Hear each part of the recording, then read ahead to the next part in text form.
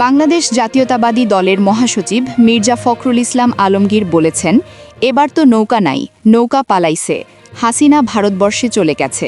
মাঝখানে তার যে সমর্থক আছে তাদের বিপদে ফেলে গেছে। আমরা সেই বিপদে তাদের পাশে দাঁড়িয়েছি। আওয়ামী লীগের নিরপরাধ সমর্থনকারীদের পাশে থাকবে বিএনপি।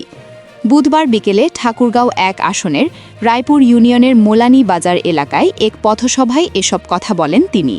পরে রায়পুর ইউনিয়নের বিভিন্ন এলাকায় একাধিক পথসভায় বক্তব্য দেন বিএনপির মহাসচিব।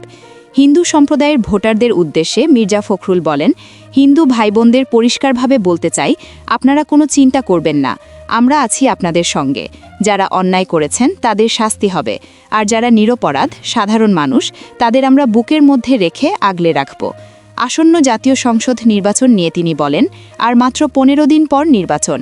আপনারা জানেন ১৫ বছর ধরে আমরা প্রকৃত ভোট দিতে পারিনি। সব ভোট নিয়ে গেছে ফ্যাসিস্ট হাসিনার লোকজন, পুলিশ ও প্রশাসন। এবার আমরা আশা করছি সঠিক ভোট হবে। যার ভোট তিনি দিতে পারবেন, যাকে খুশি তাকে দিতে পারবেন।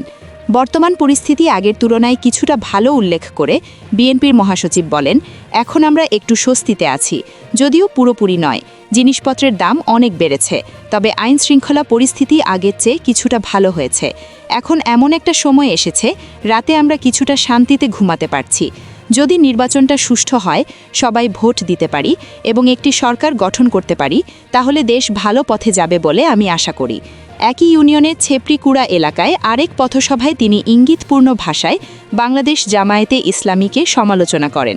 তিনি বলেন, যারা আজ আমাদের দুর্নীতির কথা বলছে তারা ২০০১ সালে আমাদের সঙ্গেই সরকারে ছিল, তাদের দুজন মন্ত্রীও ছিল। তাহলে দুর্নীতির দায় কি শুধু আমাদের? ওই দায়িত্ব তাদেরও নিতে হবে। আমরা কোনো দুর্নীতি করিনি, বরং সে সময় দেশকে এগিয়ে নিয়েছি।